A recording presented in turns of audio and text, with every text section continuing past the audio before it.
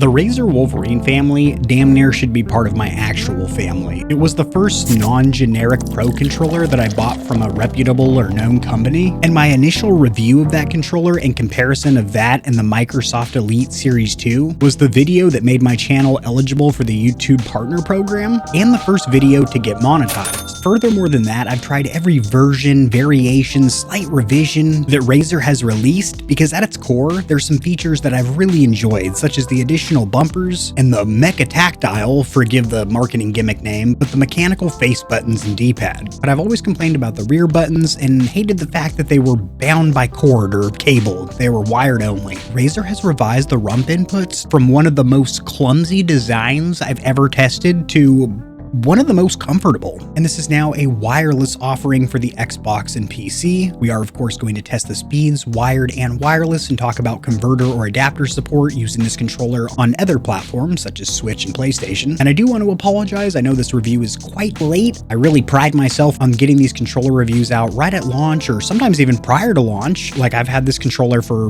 about a month now, a little bit prior to public release. I even had to sign an NDA saying I wasn't going to disclose any information or post any pics or me swinging this controller overhead on social media or anything. And unfortunately, I ran into some pretty nasty technical issues with my primary PC, the real workhorse of gamer heaven that I edit all my videos on. So that really set me back with the reviews. And unfortunately, this review was one of the ones that was pushed weeks past what it should have been. So thank you for bearing with me. And without further ado, let's crack right into it.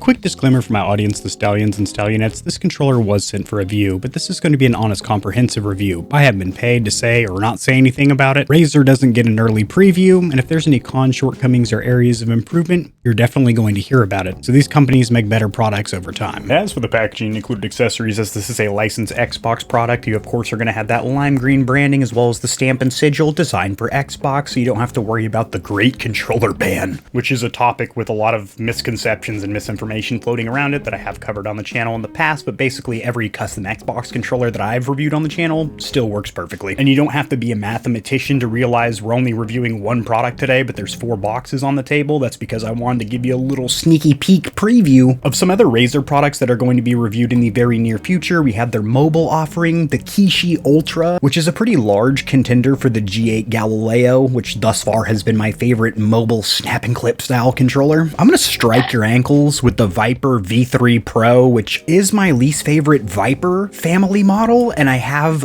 personally owned several of them. And there's a different model in the lineup that's more reminiscent of the old school Viper V2 and original. And then this is the first headset I bought for PC gaming about 5 years ago. This is an updated, revised version that I picked up on Amazon because I want to see if there really is any difference. This has a truly gimmicky feature where the ear cups actually vibrate on your head, but it's actually pretty sweet in gameplay. And it's always been a unique and cool headset in my opinion. So this is your day in court. However, all y'all gonna have the gavel smashed on you in the near future with a verdict. Yeah. You will have a clear wafer sticker on the bottom and top that needs sliced in order for the outer box to lift up. A little bit of holographic branding there, like an old Pokemon card. Pretty sick. Now, the 3 key features here are going to be the revised rear buttons, which used to suck absolute meat, but the butcher shop has been left in lieu for these mouse click back paddles, which of course have their own dedicated section later. Potentiometer thumbstick modules have been ditched in lieu for Hall effects, which should give you substantially longer reliability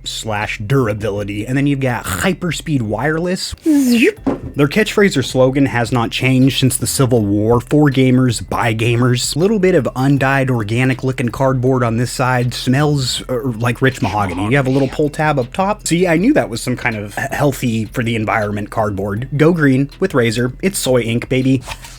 Then the box opens from the top, nice presentation. You have a foam deck up top, and then your controller is held in a carrying case, which Razer has always included. There were a couple of models that didn't have carrying cases, and it was always off-putting when Razer didn't include one. Their traditional logo, top dead center in black, and a little more foam to hold that carrying case in place. A little bit easy to miss, but you do have your documentation back here with this long, skinny instruction manual, which I'm going to take a guess here is going to have color, but only lime green. Golly jeeps. Called it. Nailed it. And there's also a box in the bottom which will have your USB-C cable. You have that instruction manual, which we'll take a peek at in just a minute. You have your traditional Razer stickers, high quality. Go to town with these bad boys. You have a silica gel packet, dispose of this properly. You have a pretty high quality braided 10-foot USB-C cable with Razer branding on the A and C end, as well as some desk covers, and also a Razer branded tie back, which will stay connected to the cable. So if you do want to take the wired route, you're not just going to be using this for charging. This is a good included high quality cable. You do have a net up top, which I do not advise putting your accessory cable in, because when you drop down the top, it'll actually cock out the thumbsticks, which despite the fact they are Hall effect thumbstick modules, why would you want to store your controller like this, putting undue pressure on the thumbstick modules? Seems silly to me. A couple of options for thumbstick caps. I do literally mean a couple. Generally, Razer controllers have had 4 additional caps, not 2, but no big deal here. We have a short dome, freakishly grippy. Love that. I love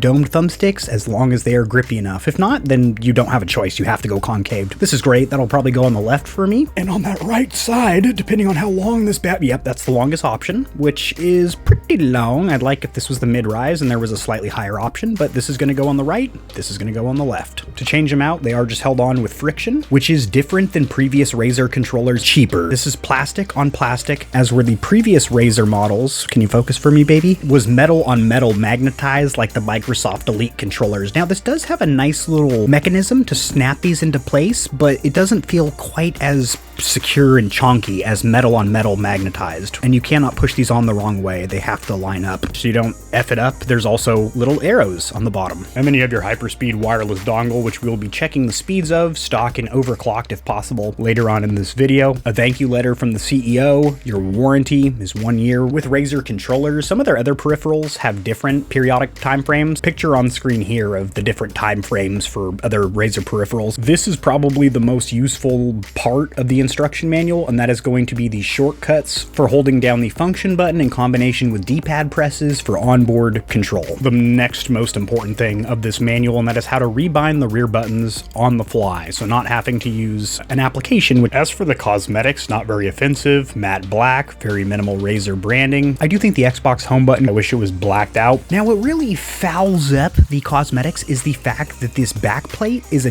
different black, and from this angle, it almost looks like it's got some kind of silver overspray on it or something. You can see it on camera, and I can see it to my naked eyes here. That looks so weird. It disappears from this angle, but then boom, it appears right there. Whoa, that's cool. The RGB bleeds through, and that's, oh, and that actually is RGB. That's not just a white light. That is actual, oh my God, that is a sick ass implementation of RGB. I couldn't even complete the sentence. That's how cool it is. Razer, you've always been at the forefront of RGB, glowing up gamers' rooms for like 15 years. That almost makes up for this cheap looking Xbox button and this silly looking plastic back here, but it doesn't. I'm gonna go ahead and give the cosmetics a 7 out of 10 due to those 2 issues. And I wish this little trim piece was not piano or gloss black. I wish it just matched the rest of the controller, or it was a separator, a divider, and then there was rubber grips down here. Cosmetics or appearance though, I'm gonna give that sucker a 7 out of 10. And as we just shift my cakes right on over here, we can talk about comfort. Now, a lot of times I like to bounce around my room, different camera angles and whatnot. That just delays this review getting out, so we're gonna sit right here. Comfort. This is the most comfortable Razer controller I have used. Now, generally Razer controllers are good for big-handed individuals because they use a unique shape and shell design that is generally a little bit more spaced out with the palm grips than an Xbox or PlayStation controller. The least comfortable Razer controller was the wireless PlayStation 5 variant. I believe it was called the Ultimate. It was an ultimate letdown for a lot of people that picked it up. But what makes this the most comfortable is the fact that you don't have a super big battery pack. Yes, this is a wireless controller, but unlike the wireless PlayStation controller, which cut into this section to where you did not have a good place for your middle finger to rest, you have more ergonomic rear buttons. So you're just gonna wrap your hand around the palm grips and rest them right here on the buttons. And boy, howdy, is that a buttery smooth grip. You don't have to use some silly modified grip or cock out your fingers back here to hit them like the old Razer controllers. This is a stupidly comfortable controller. And if you have medium to larger size hands, this is my absolute recommendation for you. No matter who you are, this is going to get a 9.5 out of 10. Me personally, what would eke out that last half point would be if there were some rubber grips, but that is personal preference. The rubber or silicone compound isn't that super squishy, mushy compound. It's not going to break down, rip apart, tear up for you. It's going to stay the lifespan of the controller, and it's going to feel, in my opinion, better on the hands than plastic. This metal mouse that I know is catching your eye is getting reviewed in the very near future because it is...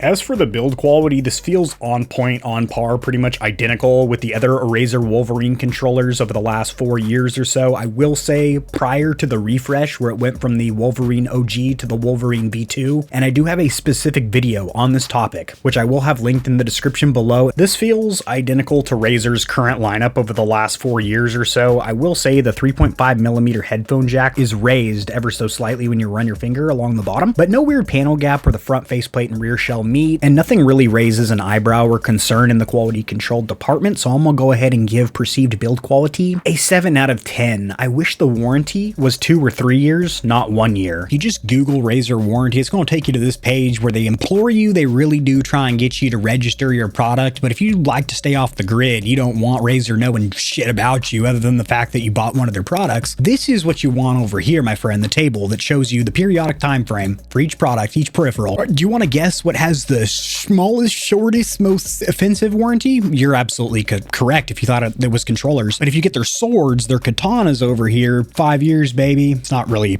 a sword, it's a power sup. As for the D-pad or direction buttons, this of course is an 8-way floating micro switch mechanical D-pad. A lot of words in there. What the hell does it mean? You have 8 distinct gates, which are mechanical clicky bits. It's kind of interesting Razer has removed the advertised tap life cycle of 3 million clicks to the face buttons and D-pad that has been claimed for like 5 years on their website. I don't know if they're using different switches or if they've just decided there's no benefit to even claiming that they have a tap life cycle. Anyway, they still feel very good and they're actually quieter than the previous models. Interestingly enough, all 3 of these variants or versions of the Wolverine have slightly different sounding and feeling D-pads, something that you probably won't hear mentioned in any other review. So let's start with this wireless PS5 joint, which by far is the letdown of the family. The most expensive Wolverine controller and the saddest in my opinion. So we're gonna cut that background music, we're gonna turn off this air purifier, I'm gonna be sucking up, you know, raw dust and stuff. You don't make much noise, so you can stay on. You're in standby, so you're not doing anything. Fuck you, fuck you, fuck you.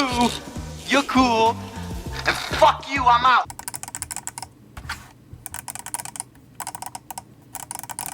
Yucky, kind of hollow, kind of loud. Quite a bit better.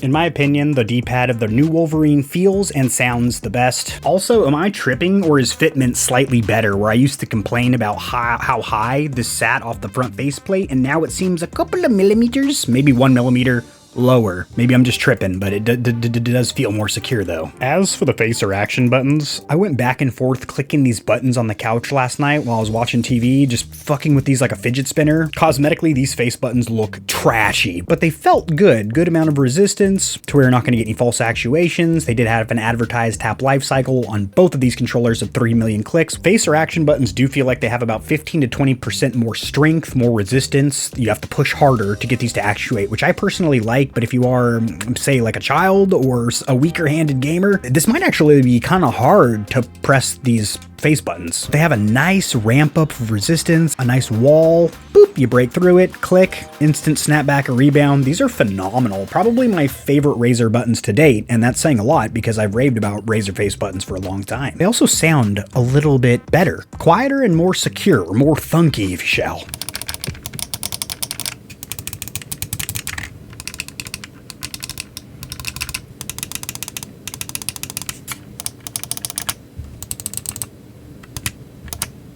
The accessory button suite. The PlayStation 5 variant had some supreme idiocracy with extra toggles and dials, but What do you want? PC or PS5? Wireless, wired. All things that the controller should be able to determine on its own. These controllers don't have them. You just flip it around front side. All you have is the home button. In order to turn the controller off, if you accidentally turned it on, hold this down for a few seconds. As we're over here, do I do this one? Is this one the power button? You know, we figure it out pretty quickly after owning the controller, but all of these controllers do still sport a 3.5mm headphone jack, which you do have control of on the fly by holding down the function button and a combination of Dpad presses, which I really do like. Probably help if I turn the microphone back around. The RGB is implemented the best on the new controller, as it's just the Razer logo, which I think looks super crisp. It's bright, vibrant, can be turned off, dimmed, and I wasn't too crazy about the strip lighting. Almost all of it was covered by your palm, so you know it takes a lot of battery life to light up this whole strip, but 90% of it's covered by your palm. This is smarter. Pause and options button, if you shall, are close enough to the center to where you can actually reach over the left thumbstick, even if you have a high height, and click this button no problemo. So I'm gonna give the accessory button suite, which I think is really well thought out and laid out,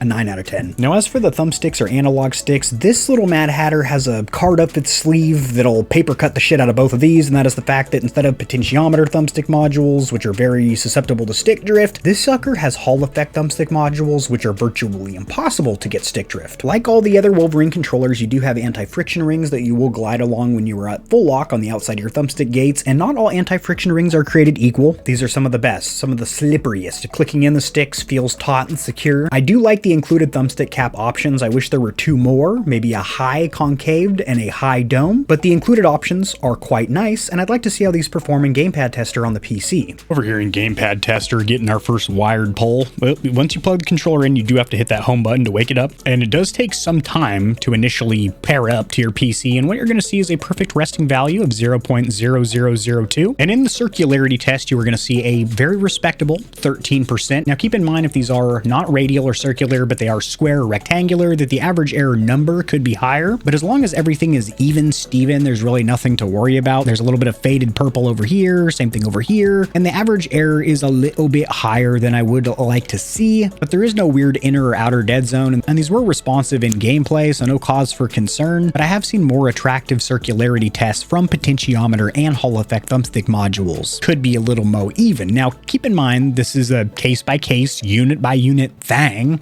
This is just mine, but I'm sharing my results with you. Razer controllers have always sported a feature that I really like, not just the Wolverine, but a lot of the other Razer models as well, and that is these additional bumpers, which they claim are for claw grip, but you don't have to be a claw grip player working on early onset arthritis in order to get benefit or use out of these buttons. They're triggers, they're bumpers, and then right in between the two, also easily accessible when you need them, at the tip of your finger is these additional bumpers, which are mechanical and clicky. They've always been great, and I really like that they're implemented on this controller, but the actual bumpers themselves are quieter and feel a lot more secure than previous models.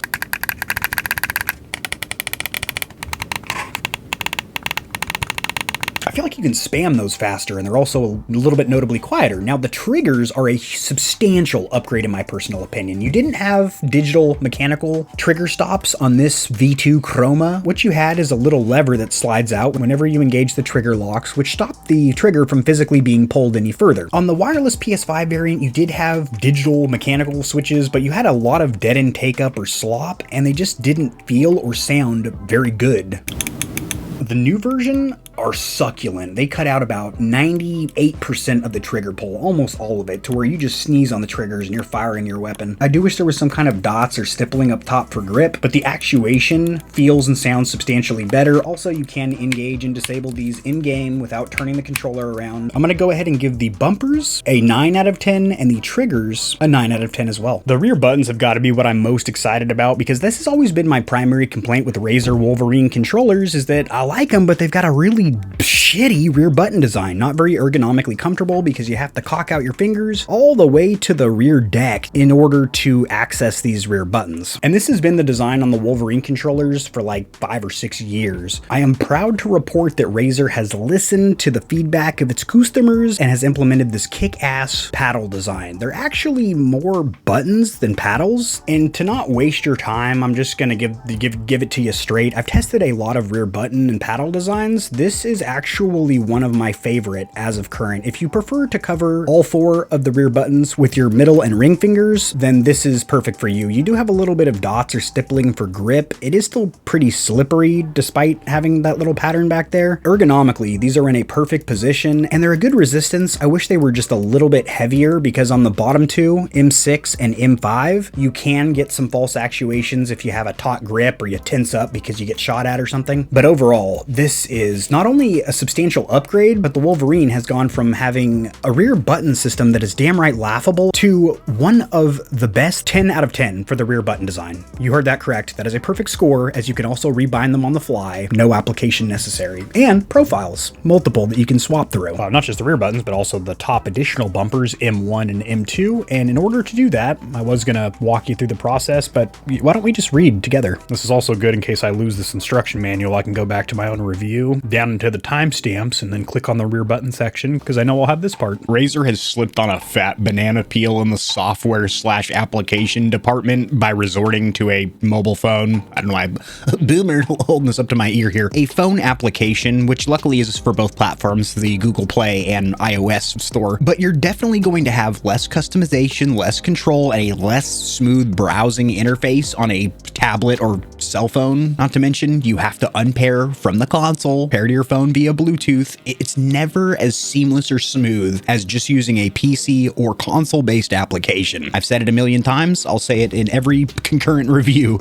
that continues to use phone applications, which luckily isn't many of these controller manufacturers. Most of them know this, that you know, what I just stated there. And the unfortunate thing is a lot of their other controllers, their older controllers, use a Windows 10 and 11 based program. And there's even a console version for the Xbox. And don't quote me. You know what? Actually, fuck it. Go ahead and quote me. I think there was also a PlayStation 4 version for the Raiju, but now we're restricted to cell phones. Golly. As this is a wireless controller, you would think battery life would be a forefront feature that's mentioned. It's not. And the only way I was able to find it is on the Australian listing, which this is 350 AU. I don't know what the conversion is, but there's no way that that makes sense of Jesus Christ. You can't see it anywhere on the page, but supposedly from the Google shortcut from the AU listing, 20 hours is the advertised battery life. I found a Reddit user with some information. This confused me because I thought these two were together, but these are two separate bullet points. Short wireless battery life, around 4.5 hours. I can vouch for the fact that I'm getting more than 4.5 hours, as I have completely charged up and depleted this controller 3 times because I've had it for almost a month now. And I'm getting an average of between 12 and 16 hours of battery life. We'll say like right in the middle, 14, definitely not 4, but also not the claimed 20 hours from the manufacturer. And that is with RGB completely disabled, turned off, but with the haptics vibration motors turned all the way up.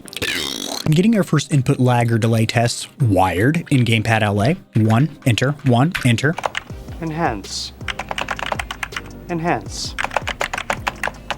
Enhance.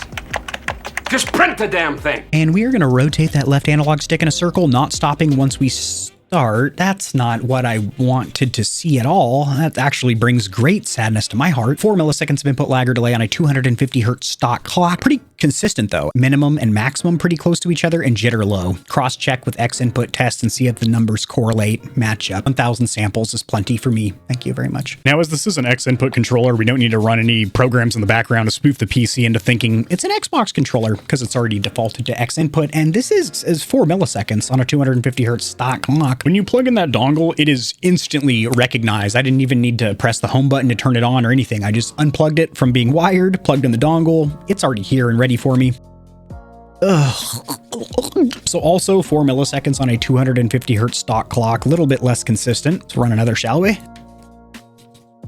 You lose a little bit of consistency using that hyperspeed dongle. It looks like you're getting a little bit more of a rock solid consistent connection by going wired, but the same peak speeds at 4 milliseconds of input lag or delay. In the Lord of Mice program, in the drop down, select all, and you are going to, whoa, hello. Whoa, we've got some red devices here. That's not normal or usual. No big deal. We are this Xbox gaming device, not overclocked on a 4 millisecond stock clock. Yes, that's us right there, the X input device. Just to make sure, I was about to say unplug, replug. We are wireless right now. Let's go wired first. Oh, no. Blue Blaze. Truly bizarre stuff that cannot be made up. When I unplugged the controller, or I unplugged the dongle to plug in the USB-C cable, it recognized it as the new audio source, and my monitor went black for a second, moving my icons around to my other monitors. But that was indeed the device. It is an X input controller. There, Xbox gaming device. Let's overclock it before we do something else silly. Unplug, replug, and by the graces of God, we'll see that we are now overclocked on 1000 hertz for 1 millisecond of input lag or delay. What should happen? We'll see about it. Okay, the computer's acting fun. Opened up Gamepad LA twice the fun, I guess. What the hell? Not what I expected. It is overclocked to 500, not 1000. So it has doubled the speeds, not quadrupled it. Very consistent now. That was jitter is even lower, and minimum and maximum are even closer. Let's give the beast the business. That is definitely 2 millis. So there's the lay of the land and the break of the bread right there. You get 4 milliseconds stock, wired and wireless, 2 milliseconds overclocked, wired and wireless. But maybe there's a feature that we have to unlock. Sure enough, I just learned how to read, and I utilize the skill to break down what's going on here. There is a tournament mode that does need to be manually engaged in order to unlock 1000 hertz. So I kind of understand why Razer is doing that, and that is going to be a battery saving method because you don't always need 1000 hertz. I don't really like having to enable and disable 1000 hertz with a button press combo. I would just prefer to have it always engaged and have slightly deteriorated battery life. Same thing on like a wireless mouse. This bad boy has an 8000 hertz polling rate. Bad to the bone. The battery life is really bad in 8000 hertz, a little bit better in 1000, and even better if I go down to like 500, but I notice when I'm swiping across the screen on faces, it's a little bit more choppy and stuff. Same thing here with trollers. And this says when playing wired on a PC. So what you're telling me is that I can't get to 1000 hertz with the dongle? Oh, honey. I know. So what is it? Function, menu, and X. We're going to revert this bad boy to stock. In order to do that, unfilter on device, put that default install service, and then go ahead and highlight it and restart. Cool. She's back to stock. We uninstalled the turbocharger, took off the lowering springs. We're trading it into the dealership. Uh-oh. Oh, fuck. Okay. Oh, geez. Oh, fuck. Oh, God. Oh, uh-oh. Oh, boy. Oh, boy. Oh, geez. Are you... Oh. God. Oh, alrighty then. So you have to be wired according to this, and then you press these buttons. So let's do that now. There we go. It turns red, which means red, you're dead to the enemies, sending them back to the lobby. Fuck is going on here? There we go. Boom, baby. There's that 1000 hertz polling rate. And this is not in the Lord of Mice overclocking program. This is just by switching over into tournament mode. So that's all you got to do right there. One more, please. 2 outliers. It's gonna be some large numbers at the top from when I first started moving the stickolas. Pretty consistent. Let's test it with the dongle though. Those speeds are only manufacturer claimed wired, so I'm gonna go wireless with the dongle. I don't know why I'm talking like a surfer bro from California, but we're gonna see about these speeds. So unfortunately, you can't really engage that tournament speed mode. It doesn't even give you the flashing lights turning red or anything, so you cannot go to 1 millisecond on the hyperspeed dongle. You are gonna be at 4 for sure. She was a hoe.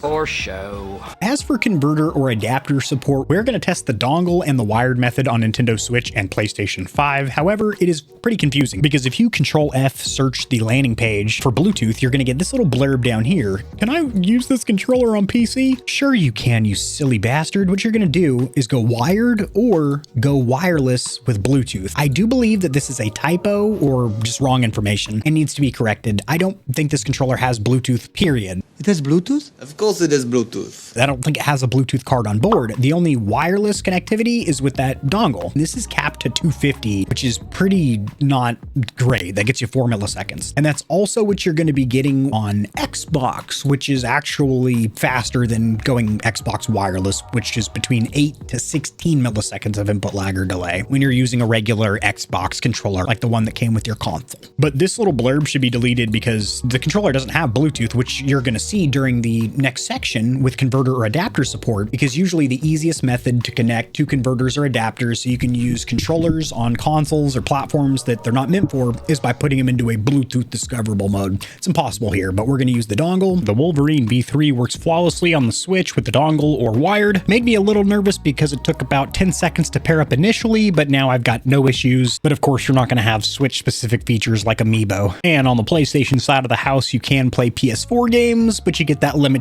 notification when you launch a PS5 exclusive. That's when you gotta grab one of those many other PS5 controllers I've reviewed. So Razer has taken a controller that I really liked certain aspects from, the additional bumpers, the mecha tactile clicky face buttons. Mecha tactile, it's a silly little name. But what they are is digital mechanical buttons that feel fantastic. The 3 million tap life cycle has been removed from the website. No real cause for concern there because they do feel and sound better, not only the floating D-pad, but the face buttons, as you heard during those specific sections compared to the 2 previous versions of the Wolverine family. I got some more, but I wasn't gonna go dig through my... Would you like some chicken? I've got more. No thanks. No.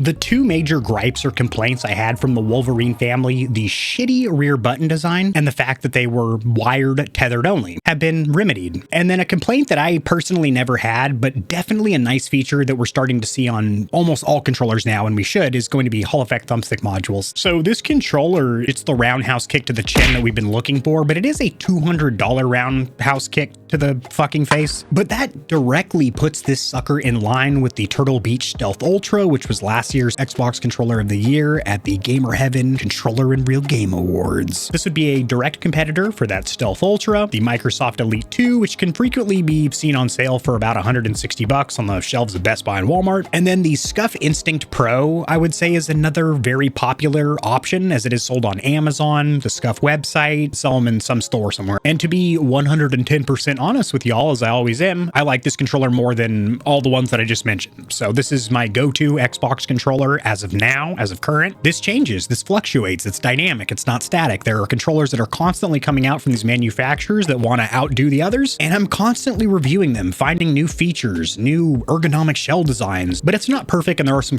shortcomings or areas of improvement that I would like revised or tweaked. Being capped to 250 hertz with a dongle is that's the biggest fucking complaint here. When you are going wireless on the Xbox or on the PC, you're 250 hertz. Until you overclock with the Lord of Mice overclocking program, you can get down to 500, up to 500, down to 2 milliseconds of input lag or delay, as you can only engage that tournament ready 1000 hertz mode when going wired. I would like if with a future update that was unlocked, that you could do it with the hyperspeed dongle, the little receiver that could. Well, then I get all excited. I'm like Jojo, the idiot circus boy with a pretty new pet. Where can you buy this thing? Well, it is $200 on the virtual shelves of the Razer website. You can also buy it brick and mortar stores, Best Buy, and of course Amazon. That's going to be the link in the description below, as that's where I do the majority of my shopping, and I always like having that additional layer of customer support that even if the company, in this case Razer, shafts you, you have, you know, Walmart or Best Buy or Amazon to dick with their refund and return policy as well. This controller is linked in the description below. Drop in the comment section below what you think of it, and I will see you Stallions and Stallionettes tomorrow. Peace. If you enjoyed the video, liking it helps it to get seen by more gamers, so this information will reach and assist them as well. Much like the back of the TV, I've got plugs for all of my socials down there in the description below. And your wallet will greatly thank you if you check the description, because there are exclusive discounts on a ton of products, including controllers, KontrolFreeks, keyboards, mouse pads, clothes, and energy drinks. And keep in mind that you, the viewer, keep this channel running. The more Stallions and Stallionettes trotting around the stable, the better, so mollywop that subscribe button like it owes you money, and we'll have the same amount of fun tomorrow.